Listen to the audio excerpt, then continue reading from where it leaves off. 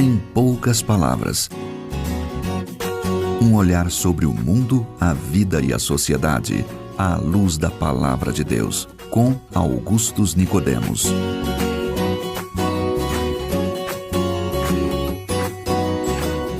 Olá, queridos ouvintes, estamos com muita alegria iniciando hoje, nesta emissora, o nosso programa Em Poucas Palavras da Primeira Igreja Presbiteriana de Goiânia.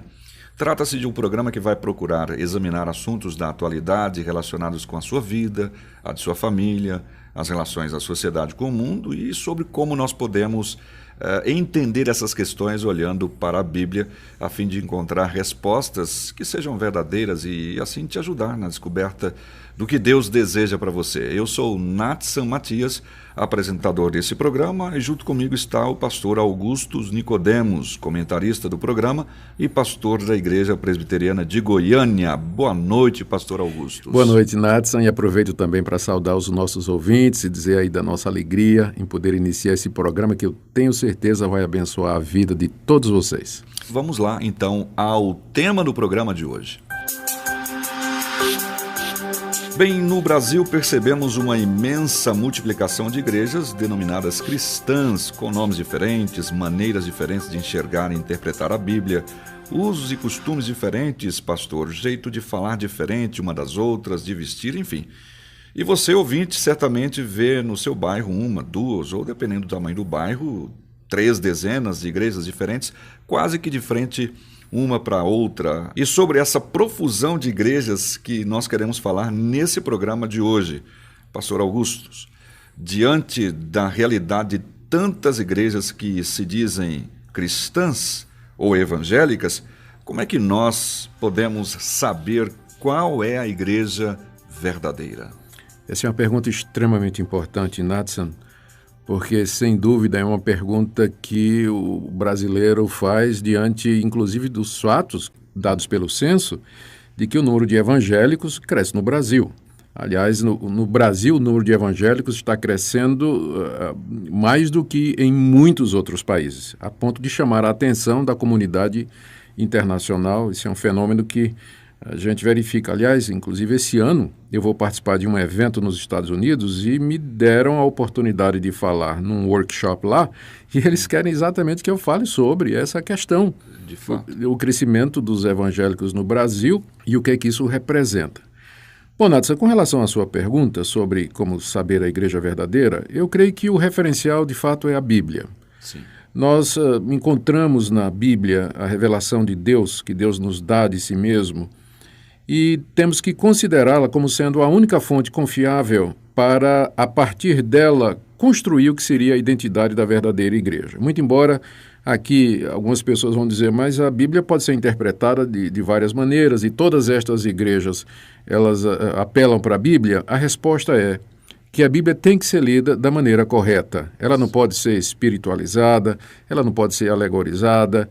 Nós temos que ler a Bíblia como um texto, e um texto se sujeita às regras normais de interpretação. O sentido geralmente é o sentido simples, ele é dado pelo contexto, ela tem que ser analisada no seu todo. Você não pode pegar uma passagem isolada, você tem que comparar essa passagem com outras passagens e assim construir o sentido da Bíblia e o seu significado. E quando a gente faz isso, a gente percebe que, de acordo com a Bíblia, uma igreja, para ser considerada cristã, ela tem que, primeiro, crer e confessar que Jesus Cristo é o Filho de Deus, que ele nasceu de uma virgem, que ele morreu pelos nossos pecados, que ressuscitou ao 3º dia, que subiu aos céus, que a salvação nos é dada gratuitamente por Deus mediante a fé no seu sacrifício e na sua ressurreição, que nós somos pecadores, incapazes, indignos do perdão de Deus, impotentes para resolver o nosso estado. O pecado nos afasta de Deus, nos torna devedores de Deus,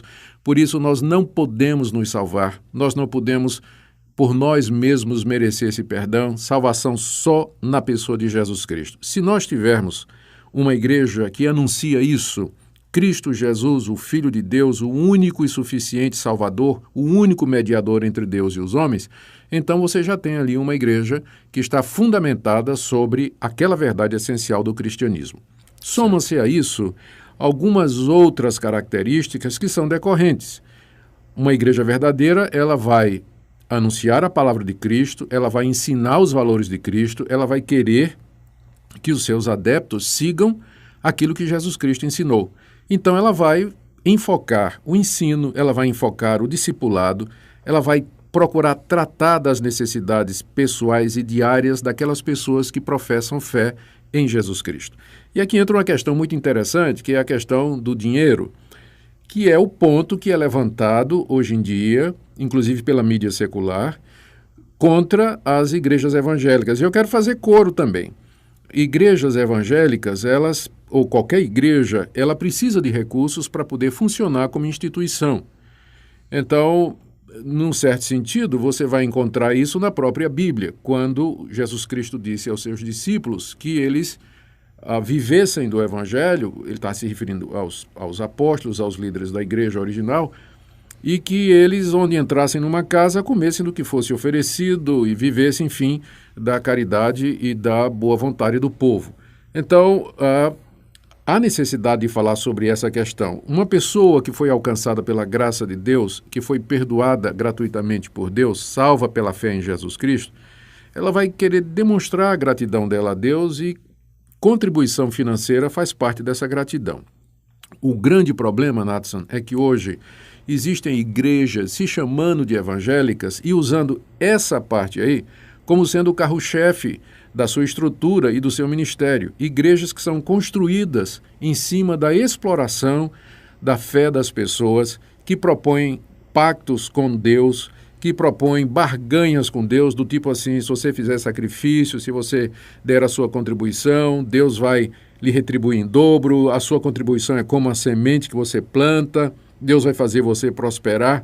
Enfim, aquela mensagem que constitui a verdadeira igreja, que eu disse no começo, que é a morte e a ressurreição de Cristo, o Filho de Deus, para nossa redenção e perdão, ela acaba sendo substituída por uma pregação a respeito de vitória, prosperidade financeira, sucesso na vida, cura e resolução dos problemas e das doenças. Enfim, há uma distorção do que seria a verdadeira mensagem evangélica, a ponto de que a gente quase que não consegue mais reconhecer o evangelho em algumas dessas igrejas. E diante disso que a gente tem visto, a sociedade acaba nivelando o que seja igreja evangélica e evangelho por estes princípios, né? Pois é, e coloca tudo na vala comum.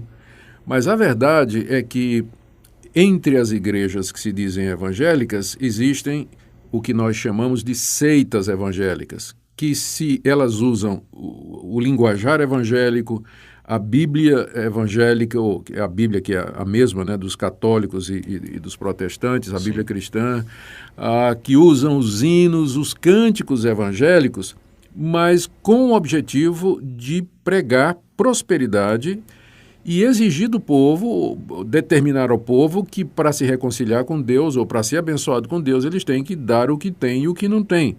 Então, para nós, uma igreja construída em cima da teologia da prosperidade, que foca nessas questões de fazer barganha com Deus, que só fala de vitória, de prosperidade financeira, igrejas que não falam da necessidade de mudança de vida, de arrependimento, de quebrantamento, santificação, fé em Jesus Cristo e andar nos caminhos dele, para nós isso aí não é igreja evangélica, não, é uma seita, e não são poucas, não. Inclusive, uma ocasião, cheguei a ler um desses líderes dizendo que não falava... que ele não falava sobre pecado, sobre sacrifício, porque isso era coisa de fracassado. Mas nós temos a Bíblia o tempo todo falando de sacrifício, de pecado, de confissão de pecados. Sem dúvida. Veja só, o próprio nome evangelho, que é a origem do termo igreja evangélica é aquela igreja que prega o evangelho. O próprio nome evangelho significa, na língua grega, boa notícia ou boas novas. E que boas notícias são essas? Que boas novas são essas? A boa notícia é que Deus olhou para nós, na nossa situação de pecadores, derrotados, condenados, perdidos por causa dos nossos próprios pecados, impotentes para resolver a situação. Deus olhou em graça e favor para nós, e a boa notícia é que Ele enviou seu Filho Jesus Cristo como pagamento da nossa culpa, para ser o nosso Redentor, o nosso mediador. Então, igreja evangélica, por definição, ela começa antes de pregar a boa notícia de que Deus nos salva, ela tem que pregar a má notícia. A má notícia é essa, que eu e você, caro ouvinte, nós somos pecadores. Nós quebramos a lei de Deus. Nós ofendemos a Deus com pensamentos, palavras e obras. E Deus é justo, Deus é santo. Ele conhece o nosso coração, Ele conhece o seu pensamento. Ele conhece as suas atitudes. Ele sabe o que é que você faz quando você está sozinho ou quando você está com seus amigos, com seus companheiros, no ambiente de trabalho. Ele conhece todas as coisas. E diante desse Deus não tem um justo, não tem ninguém inocente. E ninguém merece nada de Deus, a não ser o castigo e a condenação. Portanto, nós temos que, a igreja verdadeiramente evangélica, ela tem que começar pregando a má notícia, que é exatamente essa daí. E só depois, então, vem a boa notícia. Nós primeiro temos que fazer o diagnóstico, identificar o problema, para depois apresentar o remédio e a cura. Exatamente. Ok, obrigado, pastor Augustus. Vocês ouviram, então, uma boa resposta que certamente irá te ajudar quanto a esse tema. Assim, quando for e precisa procurar uma igreja genuinamente evangélica, cristã, reflita sobre o que você acabou de ouvir. E para te dar mais um tempinho para pensar sobre isso, nós vamos ouvir um trecho de uma música cuja letra tem a ver com o tema do programa de hoje. A Igreja de Cristo é o povo da aliança, raça eleita por Deus em sua graça, santa nação e reino de sacerdotes, povo exclusivo de Deus, povo chamado a pregar, glorificar a Jesus por toda a vida.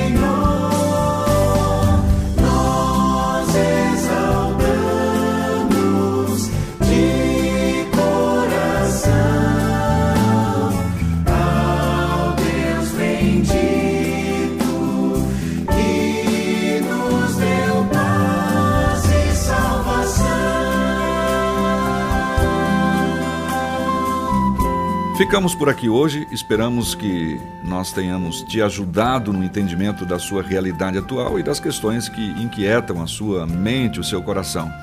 Pastor Augusto, suas palavras despedidas no programa de hoje. Muito obrigado, Nathan, pela oportunidade. Quero agradecer a sua audiência, prezado ouvinte. E amanhã, nesse mesmo horário, aqui nós estaremos de volta com mais um programa Em Poucas Palavras. Não perca. E se caso tenha alguma dúvida, envie sua pergunta para o e-mail empoucaspalalavras@pipg.org. PIPG de Primeira Igreja Presbiteriana de Goiânia. Obrigado pela sua audiência. Como disse o pastor Augustus, esperamos você novamente amanhã. Até lá. Se você deseja saber mais sobre esse e outros assuntos à luz da Palavra de Deus, domingo às 9 da manhã ou às 7 da noite, será um prazer conhecê-lo pessoalmente. Primeira Igreja Presbiteriana de Goiânia, Rua 68, esquina com 71 Centro. Fone 3212-3320. www.pipg.org.